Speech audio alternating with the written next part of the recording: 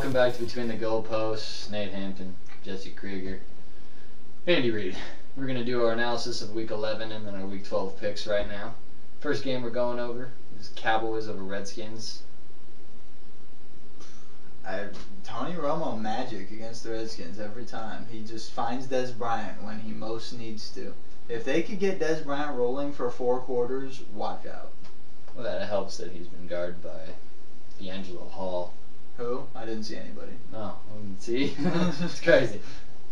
Alright, the next game is Eagles over Giants. You know, I had it, and neither of y'all did. Actually, no, he did. Yeah, he was obligated with the Eagles. But yeah, you know, Vince Young could always play. He could always play and always lead clutch drives. He's just up here. He's don't make fun of the Longhorns. Don't do it. You know, they're in this death-defying situation right now. Their backs are not even up against the wall; they're in the wall right now. So they need to chisel their way out of the wall, and to do that, they're giving it everything they have, especially in these interdivisional games. So I think they might keep rolling with it. Yeah, I'd agree. So, who do you think is going to win the AFC East then? The NFC East? I mean, Cowboys and Giants are knotted up at 6-4 right now. Giants have just a terrible schedule. It's like Saints, Packers. It's just brutal. And Bradshaw's still out, so you got to give the edge to the Cowboys. But I still think the Eagles might crawl back up into this thing because the Cowboys are anything but reliable. So I got to give the edge to the Cowboys, but I have my eye on the Eagles. All right. Now, the next game we're going over is Bears over Chargers. I believe we all saw that coming. Didn't we all see that coming? Yep. Except for that last part with the whole... Well, yeah. If Cutler's thumb doesn't get broken, the Bears are maybe 2-3 seed in the NFC. Yeah, and probably the biggest threat to the Packers. Mm-hmm.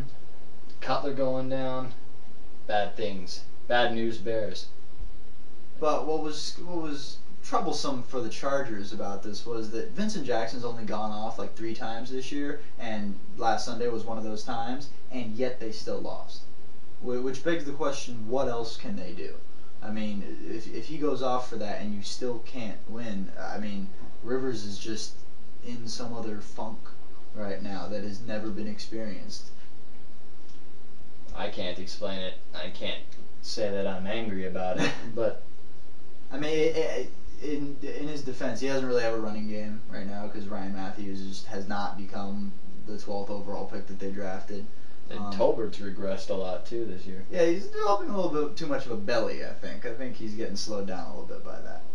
And their line is totally shredded. But still, Rivers needs to make better decisions. And I think they're totally out of the race in the AFC West because of that. So, I mean, to the AFC West, I think it's a 2-horse race now between the Broncos and the Raiders. Alright, which leads us to our last game, is Broncos over Jets, which we've kind of already gone over, but we're going to get a little bit more right now. Yeah, I mean, I want to take the Mark Sanchez view now. I would not only rather have Tim Tebow than him right now, I would rather have just about anybody than Mark Sanchez right now, because his numbers always end up looking really good. He completed 11 in a row at some point in the game, but who noticed? I didn't notice.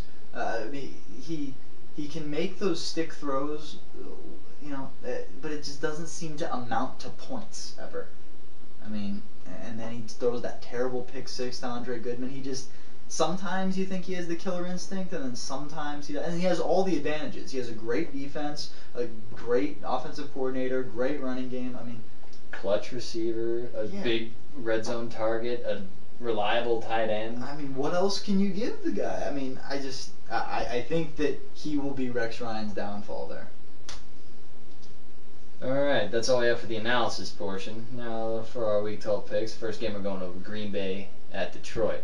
I keep picking against Green Bay. I keep doing it, and I'm going to do it again this week because the Lions actually are the best shot of knocking them off. If they can't lose this week, I don't know if Green Bay is ever going to lose. The pass rush probably will be their only chance. They need to get to Rodgers. And Stafford coming off a 5-touchdown performance. Green Bay's secondary is still getting thrashed every week, but it just doesn't seem to matter. I think it'll be a shootout early on Turkey Day before we all have our food.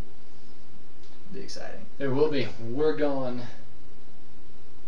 Green Bay, though. Yeah, safety. I can't pick against Aaron Rodgers. All right, the next game we're going over is New England at Philadelphia. Little Super Bowl rematch from a few years ago, which, by the way, Patriots fans, is the last time y'all won a Super Bowl, which was like 7, 8 years ago. It was a long time ago.